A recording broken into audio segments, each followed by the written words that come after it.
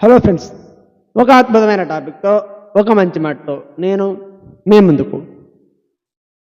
July 16, 1945 ప్రపంచ చరిత్రను మార్చబోతున్న రోజు అది. అమెరికాలోని న్యూ మెక్సికో ఎడారిలో ట్రినిటీ టెస్ట్ పేరుతో మానవ చరిత్రలో మొట్టమొదటి అణుబాంబును విజయవంతంగా ప్రయోగించారు. ఆ బాంబు పేరినప్పుడు వచ్చిన కాంతి వందల కిలోమీటర్ల మేర వ్యాపించింది, కనిపించింది కూడా. ఆ బాంబును తయారు చేసిన సైంటిస్టుల team leader, father of the atomic bomb అని పిలువబడే జే రాబర్ట్ ఓపెన్ హైమర్. ఆ అణుబాంబు పేరినప్పుడు అక్కడే బంకర్ల వెనక దాక్కుని చూస్తున్న ఆ శాస్త్రవేత్తలందరూ సంతోషంతో ఎగిరి గంతేశారు. కానీ ఆ బాంబు పితామహుడైన ఓపెన్ హైమర్ ముఖంలో మాత్రం సంతోషం లేదు, ఒక తీవ్రమైన భయం కనిపించింది. ఆ క్షణంలో ఆయన నోటి నుండి వచ్చిన మాట మన హిందూ పవిత్ర గ్రంథమైన భగవద్గీతలోని ఒక శ్లోకం. అదే ఈ శ్లోకం. అర్జున, కాలోస్మి లోకక్షయకృత్ ప్రవృద్ధో లోకాన్ సమాహర్తుమిహ ప్రవృత్తః ఋతే న భవిష్యంతి సర్వే ఏవ స్థితాః ప్రత్యనీకేషు యోధాః. అర్జున, ఈ ప్రపంచమునిల్ల నశింపజేయు బలిష్టమైన కాలస్వరూపుడును నేనే. ఈ యుద్ధమునకు సిద్ధపడిన వారిని నీవు చంపకున్నను బ్రతుకగలవారిందెవ్వరూ లేరు. ఇది ఆయన నోటి నుండి వచ్చిన మొట్టమొదటి మాట. కొన్నాళ్ళ తర్వాత ఒక ఇంటర్వ్యూలో ఒక స్టూడెంట్ ఆయన్ని అడిగాడు ఇలా, సార్, ప్రపంచంలోనే పేలిన మొట్టమొదటి అణుబాంబు ఇదేనా అని అడిగాడు. దానికి ఓపెన్ హైమర్ చెప్పిన సమాధానం వింటే ఈ రోజుకి సైంటిస్టులకి గూస్ బంప్స్ వస్తాయి. ఆయన ఏమన్నాడంటే, అవును, ఆధునిక కాలంలో ఇదే మొదటిది. ఆయన ఆధునిక కాలంలో అన్నాడు అంటే అంతకుముందు ప్రాచీన కాలంలో కూడా అణుబాంబులు పేలాయా? నమస్కారం, టీ టైమ్ టాపిక్ ఛానల్కు స్వాగతం. నేను మీ సాయి. ఈరోజు మనం మహాభారతంలోని బ్రహ్మాస్త్రం, ఆధునిక అణుబాంబుకి మధ్య ఉన్న మైండ్ బ్లోయింగ్ కనెక్షన్ని తెలుసుకోబోతున్నాం. చాప్టర్ 1, మహాభారతంలో బ్రహ్మాస్త్రం గురించి వర్ణన ఏం చెప్పారు అని. మన పురాణాల ప్రకారం అస్త్రాలలోకెల్లా అత్యంత శక్తివంతమైనది బ్రహ్మాస్త్రం, అలాగే బ్రహ్మశిరోనామ అస్త్రం. వీటిని ప్రయోగిస్తే ఆపడం దాదాపుగా అసాధ్యం. అయితే వేదవ్యాసుడు మహాభారతంలో ఈ బ్రహ్మాస్త్రం ప్రయోగించినప్పుడు ఎలా ఉంటుందో రాసిన వర్ణనలు చదివితే ఆధునిక సైంటిస్టులకు కూడా చెమటలు పడతాయి. మహాభారతంలోని ద్రోణ పర్వం మరియు సౌప్తిక పర్వంలో దీని గురించి స్పష్టంగా రాసి ఉంది. బ్రహ్మాస్త్రం ప్రయోగించినప్పుడు ఆకాశంలో ఏకకాలంలో 10,000 సూర్యులు ఉదయిస్తే ఎంత కాంతి వస్తుందో అంత కాంతి వస్తుందట. అచ్చం ఓపెన్ హైమర్ అణుబాంబును చూసినప్పుడు ఎలా వర్ణించాడో వేదవ్యాసుడు కూడా అలాగే వర్ణించారట. బ్రహ్మాస్త్రం భూమికి తగలగానే భయంకరమైన శబ్దంతో భారీ అగ్నిగోళం పుడుతుందని, ఆకాశంలోకి ఒక గొడుగు ఆకారంలో దట్టమైన పొగ మరియు మంటలు ఎగిసిపడతాయని వేదవ్యాసుడు రాశాడట. మనం ఇప్పుడు న్యూక్లియర్ బాంబు పేరినప్పుడు చూసే మష్రూమ్ క్లౌడ్ అచ్చం ఆ గొడుగు ఆకారంలోనే ఉంటుంది. ఒకవేళ కాకతాళీయం అనుకుంటే మీరు పప్పులో కాలు వేసినట్టే. అసలు విషయం ముందే ఉంది. Chapter 2, radiation effect.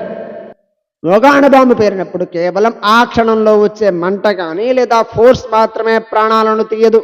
ఆ తరువాత వచ్చే రేడియేషన్, న్యూక్లియర్ రేడియేషన్, కొన్ని తరాల పాటు ఆ ప్రాంతాన్ని నాశనం చేస్తుంది. మహాభారతం ఏం చెబుతుందో తెలుసా? బ్రహ్మాస్త్రం ప్రయోగించిన ప్రాంతంలో వనరులు నాశనం అవుతాయి. దశాబ్దాల కాలం పాటు అక్కడ వర్షాలు పడవు, ఒక్క గడ్డి పోత కూడా మొలవదు. జంతువులు, పక్షులు కాలి బూడిదవుతాయి. అక్కడి వాతావరణం అంతా విషపూరితంగా మారుతుంది. ఇంకా విపరీతమైన విషయం ఏమిటంటే, మహాభారత యుద్ధం చివరిలో అశ్వత్థామ అభిమన్యుడి భార్య ఉత్తర గర్భం మీద బ్రహ్మశిరోనామాస్త్రాన్ని ప్రయోగిస్తాడు కదా. దానివల్ల ఆ గర్భంలో ఉన్న శిశువు పరీక్షిత్తు చనిపోతాడు కదా. అంతేకాదు, ఆ అస్త్ర ప్రభావానికి గురైన ప్రజల జుట్టు ఓడిపోతుందని, గోళ్ళు కూడా రాలిపోతాయని, చర్మం కూడా కాలిపోతుందని మహాభారతంలో స్పష్టంగా రాసి ఉంది.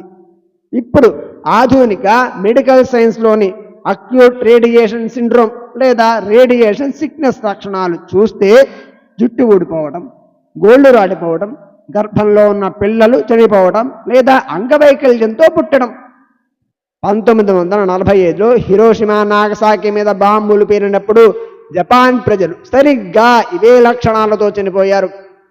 ఏ ల్యాబులు, టెలిస్కోపులు లేని ఆ కాలంలో వ్యాస మహర్షి ఒక అణుబాంబు వల్ల వచ్చే రేడియేషన్ లక్షణాలను ఇంత పక్కాగా ఎలా వర్ణించగలిగారు? చాప్టర్ 3 పురావస్తు ఆధారాలు. ఇదంతా కేవలం ఒక గొప్ప కవి రాసిన కల్పత కథ అని చాలామంది అనుకుంటారు. కానీ ఆర్కియాలజిస్టులు చేసిన తవ్వకాలో బయటపడ్డ ఆధారాలు చూస్తే మీ మైండ్ బ్లాక్ అవుతుంది. పాకిస్తాన్లోని సింధు నది లోయలో మెహంజోదారో అనే ప్రాచీన ప్రాంతం ఉంది. దాని అర్థం మృత్యుల దిబ్బ.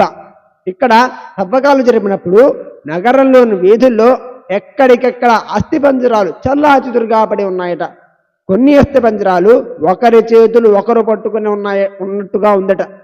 అంటే ఏదో ఒక భారీ విపత్తు వచ్చి ఒక్క క్షణంలో వాళ్లను ఎక్కడికక్కడ బూడిద చేసేసింది. అందరినీ భయపెట్టే విషయం ఏమిటంటే, సోవియట్ యూనియన్ శాస్త్రవేత్తలు అస్థిపంజరాలను పరీక్షించినప్పుడు సాధారణం కంటే 50 రెట్లు ఎక్కువ రేడియేషన్ ఆ ఎముకల్లో కనిపించిందట. అంతేకాదు, రాజస్థాన్లోని జోధ్పూర్ దగ్గర ఒక ప్రాచీన స్థలంలో మరియు మెహంజోదారో శిథిలాల్లో సైంటిస్టులకు విట్రిఫైడ్ శాండ్ అంటే ఆకుపచ్చని రంగులో గాజులాగా మారిపోయిన ఇసుక దొరికిందట. ఇసుక అలాగా మారాలంటే 1000 డిగ్రీల సెల్సియస్ ఉష్ణోగ్రత కావాలి. భూమి మీద అంత ఉష్ణోగ్రత కేవలం అగ్నిపర్వతం బద్దలైనప్పుడు కానీ లేదా ఒక న్యూక్లియర్ బాంబు పేలినప్పుడు మాత్రమే సంభవిస్తుందట. అక్కడ ఎలాంటి పర్వతాలు లేవు. అంటే 1000 సంవత్సరాల క్రితం ఆధునిక కాలం కంటే ముందే మన భూమి మీద ఒక భయంకరమైన అణుయుద్ధం జరిగిందన్నమాట. ఇక చివరగా, మన పూర్వీకులు అడవుల్లో ఆకులు కట్టుకుని బ్రతికేవారు కాదు. వారు మనకంటే ఎన్నో రెట్లు అడ్వాన్స్ టెక్నాలజీని వాడిన ఒక అత్యున్నత నాగరికతకు చెందినవారు. బహుశా ఆ టెక్నాలజీ వల్ల వచ్చిన అహంకారంతో ఒకరి మీద ఒకరు ఇలాంటి బ్రహ్మాస్త్రాలను అంటే అణుబాంబులు ప్రయోగించుకుని వాళ్ళంతట వాళ్లే ఆ నాగరికతను నాశనం చేసుకుని ఉండవచ్చు. ఆ అణుయుద్ధం తరువాత మిగిలిన కొద్దిపాటి మనుషులు మళ్ళీ 0 నుండి మొదలుపెట్టి ఉంటారు. ఓపెన్హైమర్ కూడా ఈ సత్యాన్ని గ్రహించే ఆ రోజు భగవద్గీతలోని పైన మనం ముందు చెప్పుకున్న శ్లోకాన్ని గుర్తు చేసుకున్నాడు. బ్రహ్మాస్త్రం ఒక కల్పన అయితే కాదు, అది 1000 ఏళ్ల నాటి ఒక చేదు నిజం. ఈ వీడియోలోని ఇన్ఫర్మేషన్ మీకు వర్త్ అనిపిస్తే వీడియోని వెంటనే ఇక్కడే లైక్ చేయండి. మన చరిత్ర దాగి ఉన్న ఇలాంటి మరెన్నో అద్భుతమైన మిస్టరీల కోసం మన టీ టైమ్ టాపిక్ ఛానల్ను సబ్స్క్రైబ్ చేసుకోవడం మర్చిపోమాకండి. సబ్స్క్రైబ్ అయితే చేసుకోండి, లేదా ఈ వీడియోని 10 మందికి షేర్ చేయండి. ఈ రెండు చేయకపోయినా కనీసం ఒక లైక్ చేయండి.